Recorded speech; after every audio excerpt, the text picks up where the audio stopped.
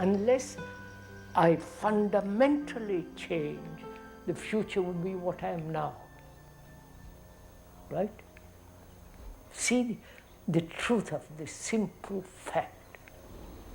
Not I'm persuading you, not that you are being told or pressurized or computerized. This is a simple fact. If I am vicious, cruel, brutal today, as I have been in the past, I will be that tomorrow. You can't get away from it. If I'm quarreling with my wife or husband and so on, I'll do it tomorrow too. So tomorrow is now. And to break this chain in which we are caught, is there must be a mutation now.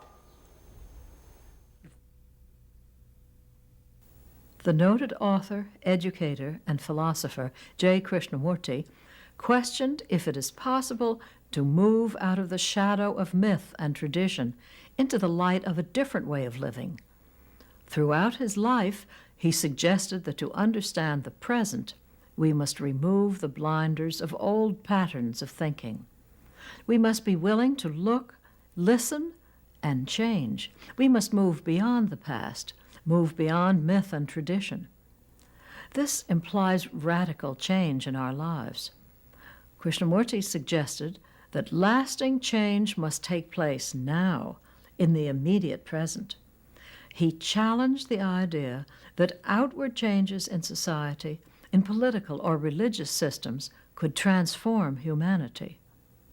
Krishnamurti on change.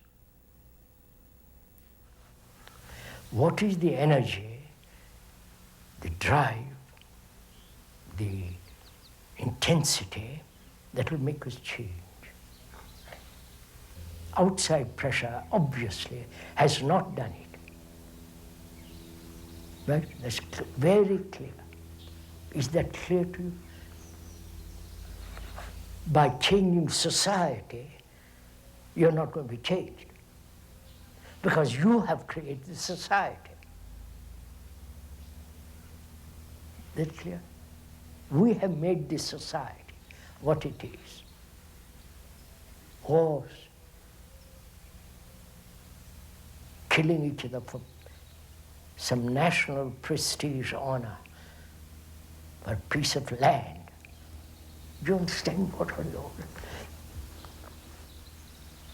What will make us change? More knowledge about yourself, more knowledge of the world outside of us, knowledge that we must not kill and we kill. We have accumulated thousands of years of knowledge which has helped us to kill people. And also we have knowledge that we shouldn't kill. Where does it lead us?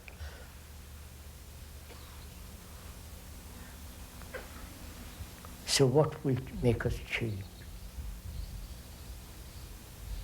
Not change, what will make us transform? What will make us end this terrible confusion, sorrow, pain, anxiety, loneliness, all that? End. Tears. We have cried enough. Sorrow, nothing outside. I wonder if we realize that.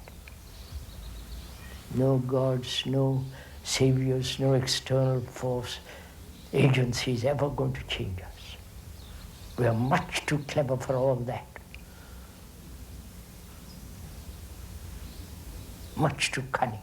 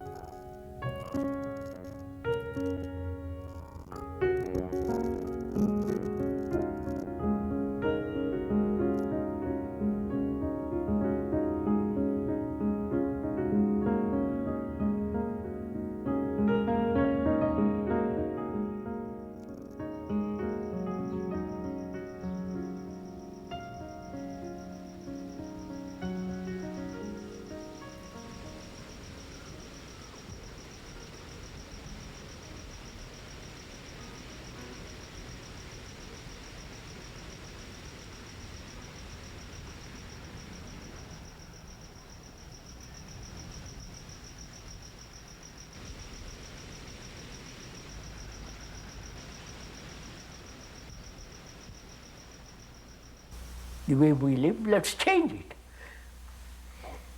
Well, we can say that. Many people have said it. I know many people have said it. But without very much effect. Why? Well, that indeed is a question. Is it that we're so completely trapped in the ancestry of the past? Or so heavily conditioned that it's impossible to be free?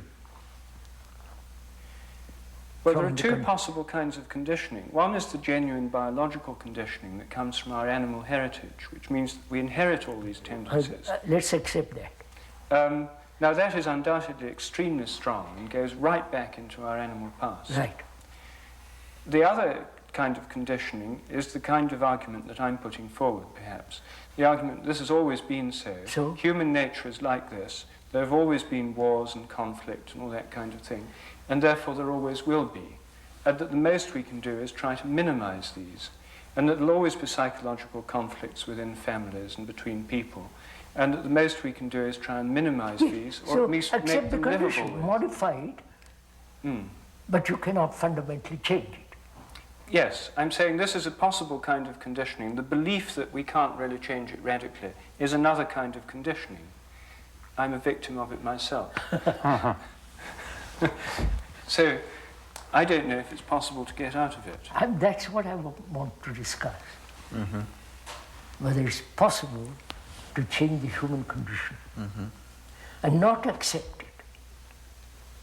But one of my points, to go back to the conditioning point, is that a lot of this conditioning is deep in our biological nature. And if we start off with a heritage which is built into us, inherited, which comes from our biological past, and if we start with that, and we start with these societies that also have bad effects, some of them, and to varying degrees, and we just try to change the society, the other part, the inherited part, is still there. And why do you divide, if I may ask, society and being? As though society was something outside, which is influencing me, conditioning me. But I have my parents, grandparents, so on, past generations, have created that society. So I'm part of that society. I am society, I am the world. I'm the result of all these influences, conditioning, whether in the East or in the West or in South or North. It's all part of conditioning. yes, So we are attacking the conditioning, not where you are born or East or West. oh yes, the problem would be conditioning of every kind, our biological conditioning, our conditioning from that's society. Right, that's right. Yes. So I'm asking, I'm conditioned that way. Is it not possible to be free of it? Free of my conditioning? If you say it's not possible, then it's finished.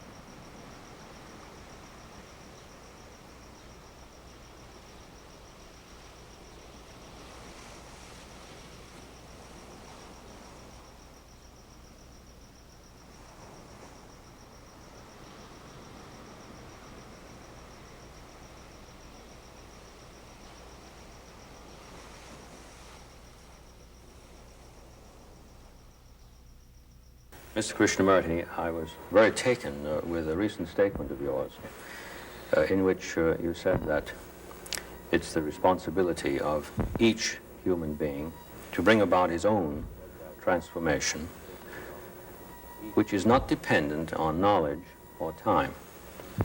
What place has knowledge in the regeneration of man, in the transformation of man, in the fundamental, radical movement in man? What place has knowledge, and therefore time?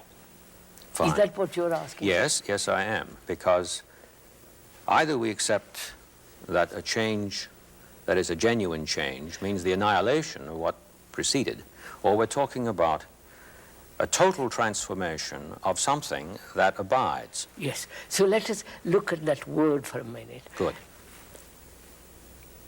A revolution, in the ordinary sense of that word, means, doesn't it, not an evolution, a gradual evolution. It's a revolution. No, it doesn't mean that. Right, I agree. A revolution is generally meant, if you talk to a communist, he wants to overthrow the government. If you talk to a bourgeois, he's frightened. Mm-hmm. If you talk to an intellectual, he has various criticisms about revolution. Now, revolution is either bloody, Yes. or revolution in the psyche, Yes. outward or inner. Outward or inner. The outward is the inner. The Yes. inner is the outward. There is not the difference between the outer and the inner. They are totally related to each other. And this goes back to what you mentioned earlier, that there's no division, even though intellectually you make a distinction, Distinction, here that's right. between the The I outer. and the we. That's right. Yes, of course. So when we talk about change, we mean not the mere bloody revolution, physical revolution, but rather the revolution in the makeup of the mind Of each person. of human beings. Right. The way he thinks, the way he behaves, the way he conducts himself, the way he operates, he functions, the whole of that. Now, whether that psychological revolution, not evolution in the sense, gradualness, No. what place has knowledge in that? What place has knowledge in something that occurs? In the regeneration of man, which is the revolution, the inward revolution, Which is which not will a, affect the outer. yeah, which is not a gradual progress. No, obviously, No, that's right. the gradual process is endless. Exactly. So we're talking about an instant qualitative change. When we are discussing change, we must be, I think, fairly clear that we mean the change in the psyche, in the very being of human beings. That is, in the very structure and nature of his thought. A change at the root. At the root. That's At the root itself. root. And therefore, when there is that change, he will naturally bring about a change in society. It isn't society first, individual or individual first. It is the human change which will transform the society. They are not two separate things. Human beings have created this society. By their greed, by their anger, by their violence, by their brutality, by their pettiness, they have created this society. Precisely. And they think by changing the structure, you're going to change the human being. This has been the communist problem, this has been the eternal problem. That is, change the environment, then you change man. They have tried that in 10 different ways, and they haven't done it, succeeded in changing man. On the contrary, man conquers the environment, the structure. So, if we are clear that the outer is the inner is the outer, that there is not the division, the society and the individual, the collective and the separate human being, but the human being is the whole. He is the society, he is the separate human individual, he is the factor which brings about this chaos. Yes, I'm following that very he closely. is the world and the world is him. Yes. Therefore, if he changes, The whole thing is everything right. changes. If he doesn't change, The thing nothing right. changes. That's right. If we accept that, if we see that, not intellectually, but feel it in your heart, in your mind, in your blood that you are that, then the question, is it possible for a human being to transform himself inwardly and therefore outwardly? From that arises the question, can the human mind, which has been so conditioned for millennia, can that human mind, which has acquired so much knowledge Yes. in so many directions, can that human mind change, bring about a regeneration in itself and be free to reincarnate now? Now. Now. Yes. That is the That's the question. question. Exactly. Reincarnate Now. now.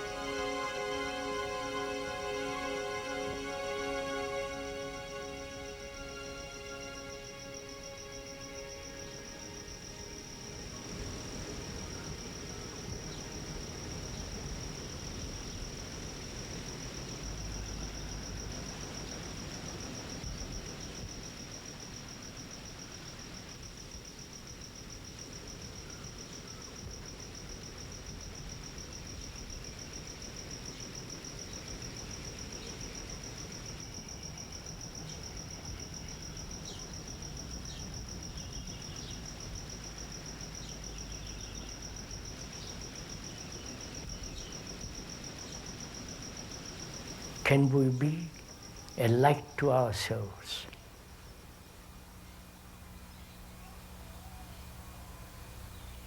Not dependent psychologically on anyone.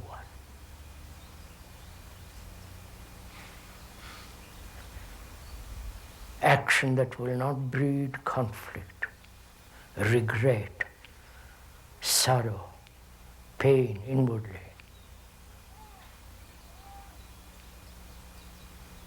You understand? Can we understand ourselves so completely? Or is that not possible?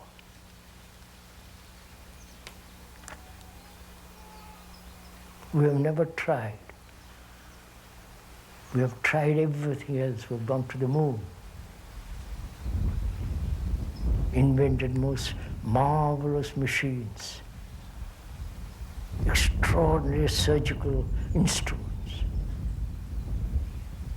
We have got, the brain has got extraordinary capacity. But that capacity we have never applied to ourselves. Because we've always asked for someone else to help us. That's what you're doing here now.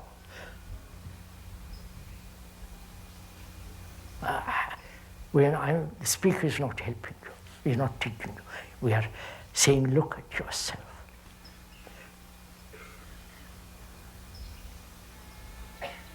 We've got the capacity, the energy, the sufficient intelligence to go into ourselves, look at ourselves, face ourselves,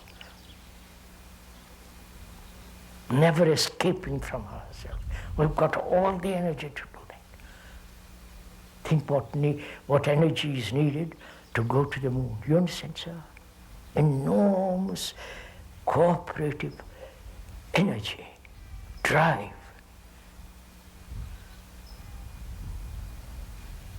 But apparently, when it comes to us, we kind of become slack. We wither. And we hope somebody will give us water that will bring us again to health. Nobody's going to give it to you. That's one absolute fact, irrefutable fact.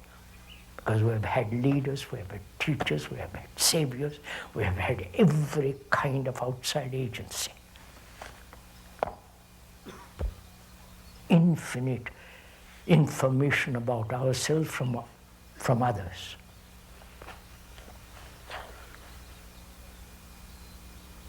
And all that has not freed us from fear.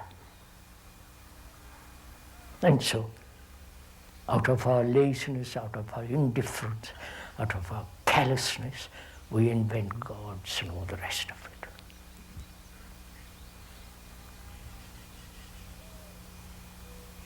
And the misfortune is, because we don't know ourselves, we're destroying other human beings. We're destroying this marvelous earth.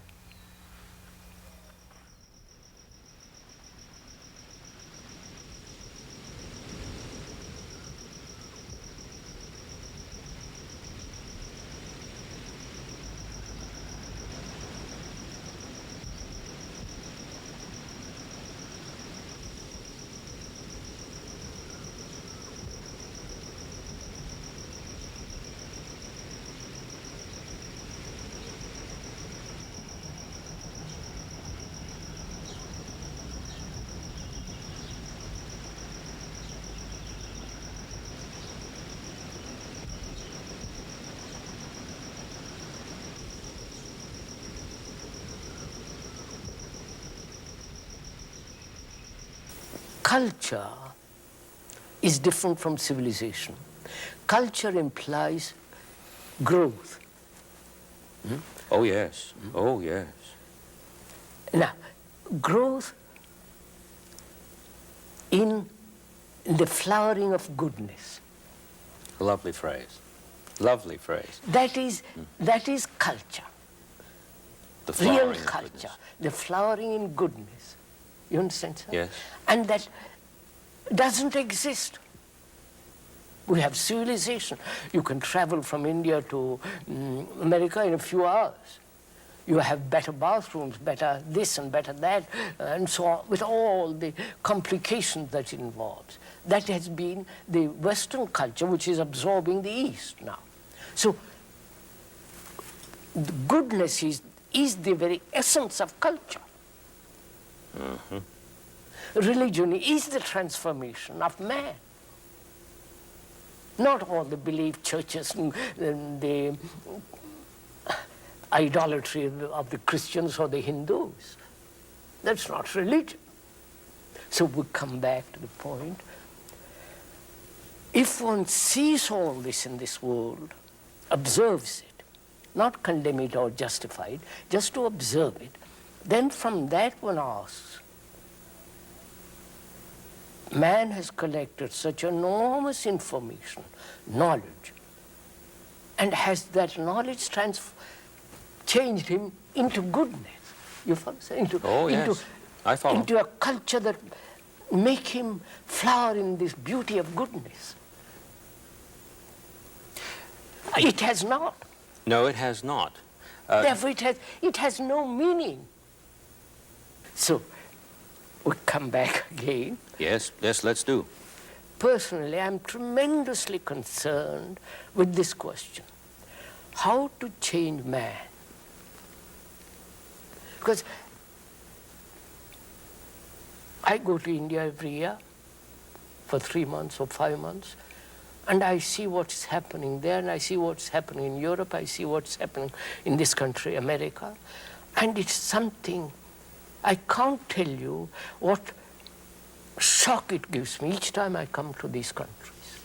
The degeneration, the superficiality, the intellectual concepts galore. without any substance, without any basis or ground in which the beauty of goodness, of reality can grow. Now, so saying all that, what place has knowledge in the regeneration of man? That is the basic question.